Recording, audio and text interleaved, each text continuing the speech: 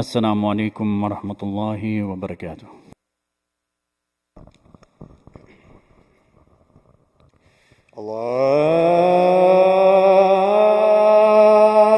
الله أكبر الله أكبر الله أكبر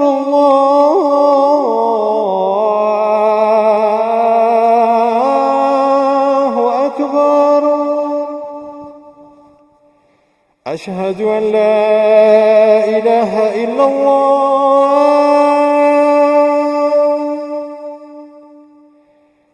أشهد أن لا إله إلا الله أشهد أن محمدا رسول الله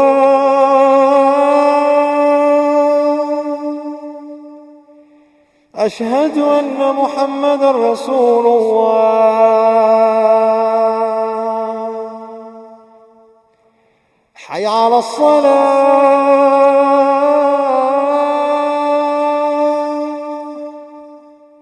حي على الصلاة حي على الفلاح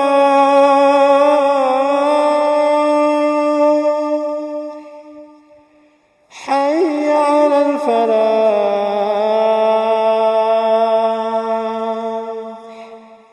الله أكبر الله أكبر لا إله إلا الله.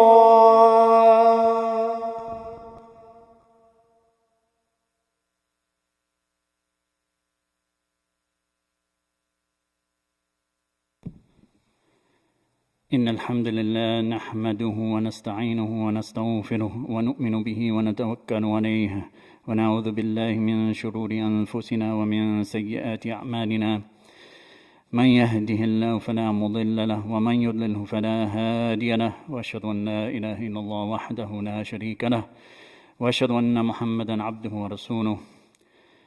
يا أيها الذين آمنوا اتقوا الله حق تقاته ولا تموتن إلا وأنتم مسلمون. يا أيها الناس اتقوا ربكم الذي خلقكم من نفس واحدة وخلق منها زوجها وبث منهما رجالا كثيرا ونساء واتقوا الله الذي تساءلون به والأرحام إن الله كان عليكم رقيبا. يا أيها الذين آمنوا اتقوا الله وقولوا قولا سديدا يصلح لكم أعمالكم ويغفر لكم ذنوبكم ومن يطع الله ورسوله فقد فاز فوزا عظيما. أما بعد فإن أصدق الحديث كتاب الله وخير الهدي هدي محمد صلى الله عليه وسلم وشر الأمور محدثاتها وكل محدثة بدعة وكل بدعة ضلالة وكل ضلالة في النار. Brothers and sisters, today I wanted to take up an issue that actually was requested a while ago, dealing with how we deal with our children and to avoid playing favorites between children. In other words, treating our children equally. As we know, there are a number of hadith on this topic demonstrating that it actually happened at the time of Rasulullah sallallahu alaihi wasallam. And of course, so it's a warning and a reminder that, we have to watch out for it till today and beyond. So brothers and sisters, as we know, there's a hadith of Rasulullah sallallahu alaihi wasallam narrated or reported by Nu'man bin Bashir. He said that, reported that his mother, bint Rawaha, asked his father, Nu'man's father, about donating some gifts from his property to his son. So he deferred this matter for 1 year, and then he decided to go ahead with that. So she, meaning Nu'man's mother, said, I shall not be pleased unless you call Rasulullah sallallahu alaihi wasallam as a witness to what you will give as a gift to your son.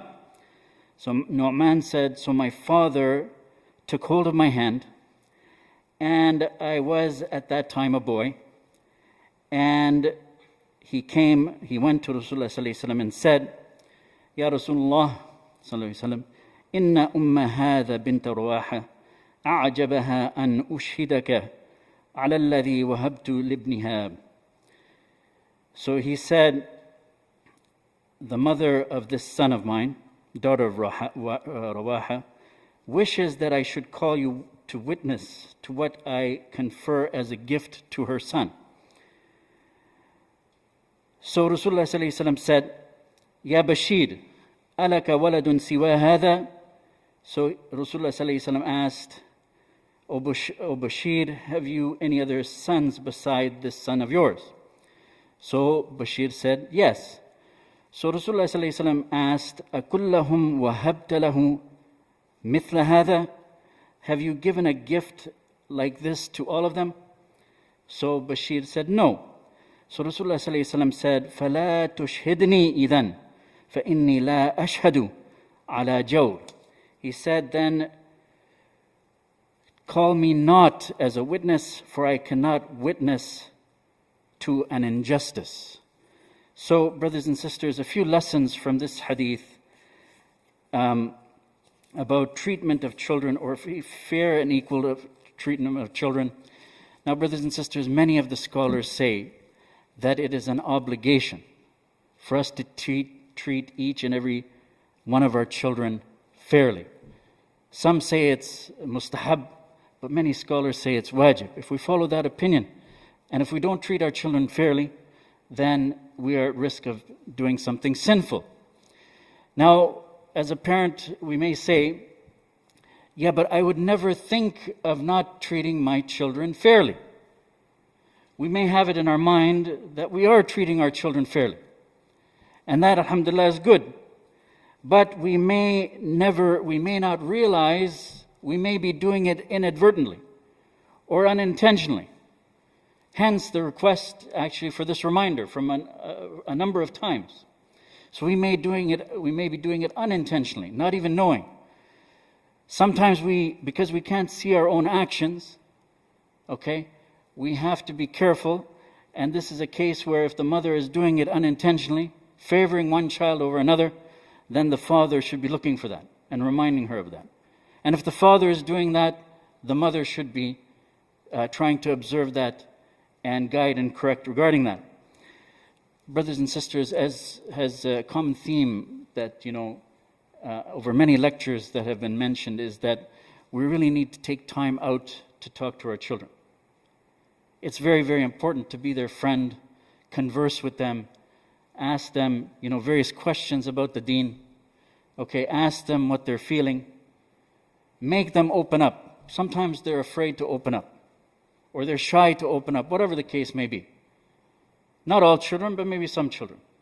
So it's up to us to be proactive and ask them if they're feeling something in particular. They may be able to point something out that we're doing unintentionally. We may even be surprised, especially if we ask them about the deen, even fundamental questions. My guess only Allah subhanahu wa ta'ala knows, but half the time parents may be surprised what they're hearing from their children about their understanding of the deen even. So what about their feelings? So brothers and sisters, we are not talking about the natural feeling that parents have. Maybe they're naturally inclined in their heart towards one child. Maybe that child is very obedient, for instance. This is not something controllable. So this is not what it's talking about. It's talking about things that are in our control. Yes, we may be inclined to one of the children, okay, in our heart that we cannot control. But are we able to control our affection, our show of affection to them? Are we able to control, like if we hug one child and don't hug another child? Is that within our control? That's definitely in our control. If we kiss a child, okay, is that within our control? All these things are in our control. So anything within our control, we should try to be as fair and equal as possible. The hadith is talking about gifts, something that's above and beyond the obligatory spending. The obligatory spending has some similarities, but it has some slightly different rules, and of course, because of the time, It's almost already at the end, so I can't go into that, but this is talking about gifts. So definitely in this, brothers and sisters, we should be fair and equal and treat all our children fairly and equally. But it also has to do with what I was talking just a moment ago about, anything that's non-materialistic as well, like kindness and affection. Even this should be distributed amongst our children as evenly as possible. And of course, one of the very important points, brothers and sisters, is that we treat our sons and daughters equally. There's no distinction between sons and daughters. Rasulullah ﷺ said in a hadith, "Man kanat lahu untha, falam ya'idha, walam yuhinha, walam yu'thir waladahu alayha, adkhalahu Allahu al-jannah." Rasulullah ﷺ said, whoever has a daughter and he does not bury her alive, because that's what they used to do in Jahiliyyah, nor does he humiliate her, nor prefer his sons over her, he will enter Al-Jannah because of that. So brothers and sisters, even other narrations of this hadith, actually the one I went over, it's translated as sons, other sons, but other narrations of this hadith talks about children, so sons and daughters. So they should be treated equally. Although, actually I take it up in the second khutbah. أقول قولي هذا واستغفر الله لي ولكم.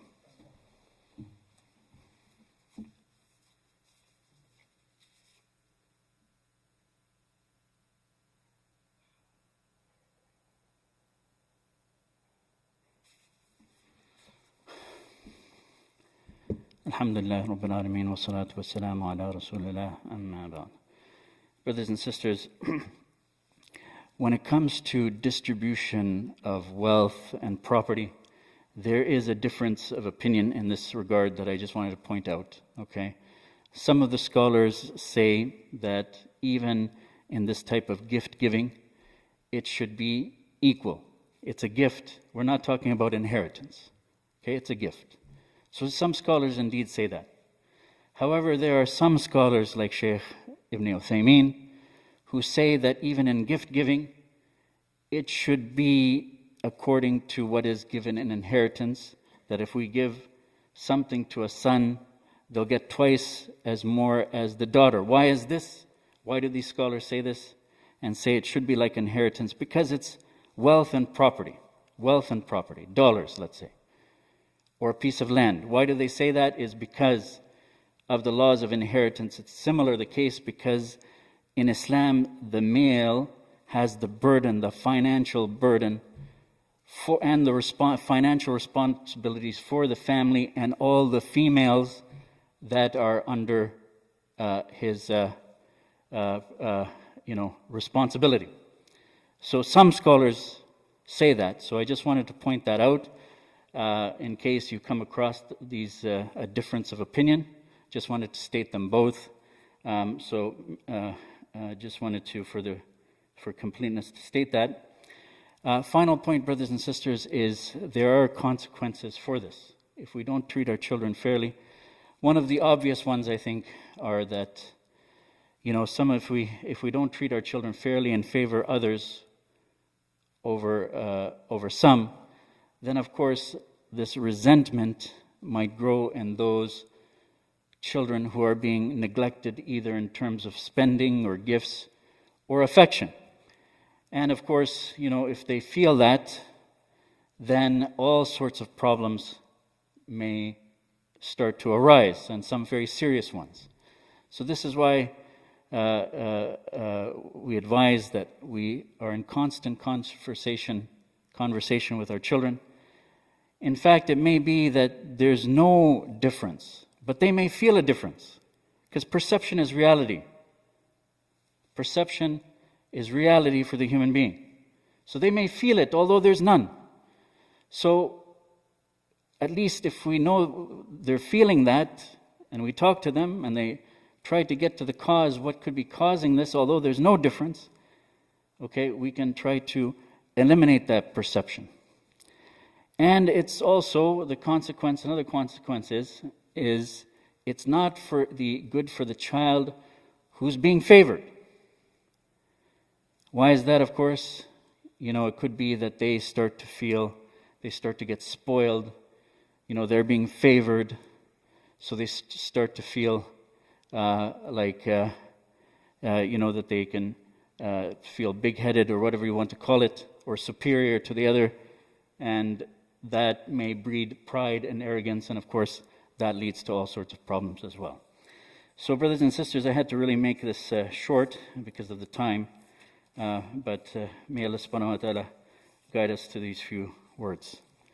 قال الله تعالى في كتابه الكريم إن الله وملائكته يصلون على النبي يا أيها الذين آمنوا صلوا عليه وسلموا تسليما اللهم صل على سيدنا محمد وعلى آل محمد اللهم صل على جميع الأنبياء والمرسلين وعلى سائر الصحابة والتابعين وعلى عبادك الصالحين اللهم أرنا الحق حقا وارزقنا اتباعه وأرنا الباطل باطلا وارزقنا اجتنابه اللهم ثبتنا على الإسلام اللهم نور قلوبنا بنور الإيمان اللهم اغفر للمؤمنين والمؤمنات الأحياء منهم والأموات إن الله يأمر بالعدل والإحسان وإيتاء ذي القربى وينهى عن الفحشاء والمنكر والبغي يعظكم لعلكم تذكرون عباد الله اذكروا الله يذكركم واستغفروه يغفر لكم وأقم الصلاة إن الصلاة تنهى عن الفحشاء والمنكر ولذكر الله أكبر والله يعلم ما تصنعون وأقم الصلاة. الله أكبر الله أكبر أشهد أن لا إله إلا الله أشهد أن محمدا رسول الله حي على الصلاة حي على الفلاح قد قامت الصلاة قد قامت الصلاة الله أكبر الله أكبر لا إله إلا الله.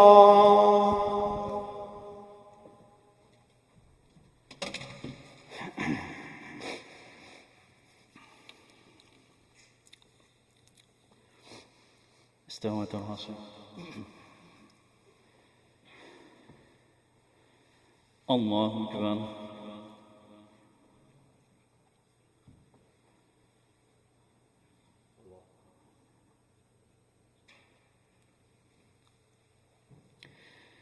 الحمد لله رب العالمين الرحمن الرحيم مالك يوم الدين إياك نعبد وإياك نستعين اهدنا الصراط المستقيم صراط الذين أنعمت عليهم غير المغضوب عليهم ولا الضالين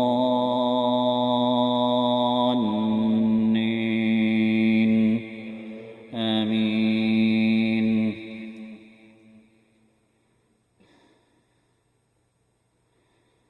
هل أتاك حديث الغاشية وجوه يومئذ خاشعة عاملة ناصبة تصلى نارا حامية تسقى من عين آنية ليس لهم طعام إلا من ضريع لا يسمن ولا يغني من جوع وجوه يومئذ ناعمة لسعيها راضية في جنة عالية لا تسمع فيها لاغية فيها عين جارية فيها سرر مرفوعة وأكواب موضوعة ونمارق مصفوفة وزرابي مبثوثة. الله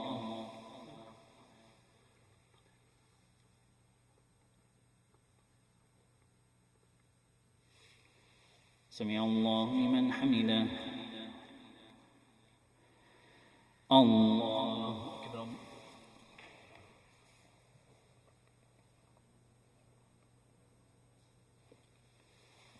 الله أكبر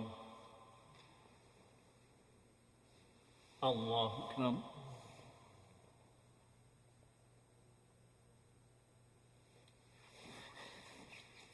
الله أكبر.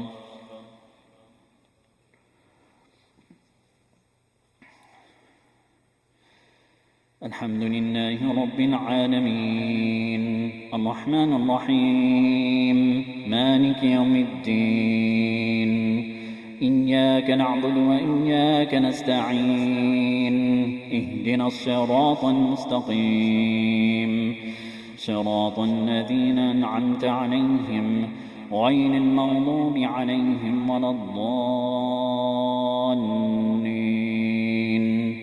آمين.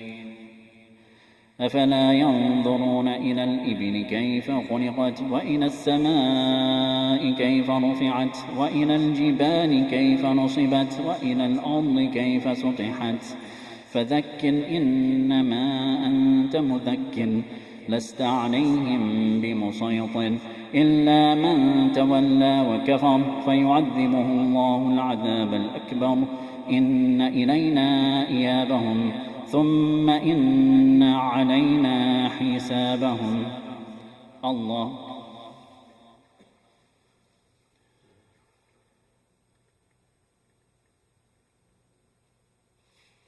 سمع الله لمن حمده. الله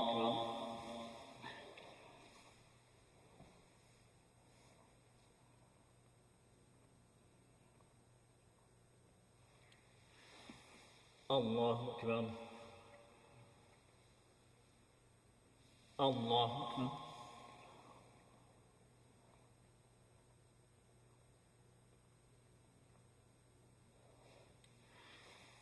الله أكبر.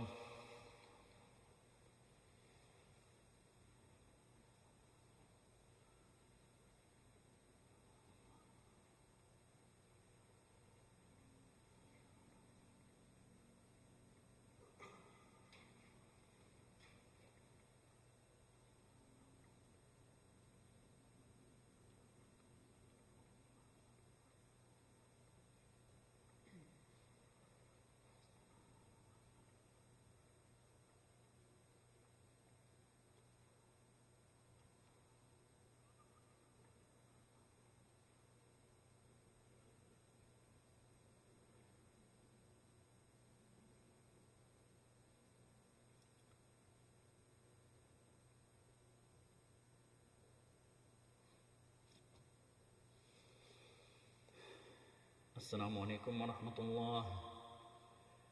السلام عليكم ورحمة الله.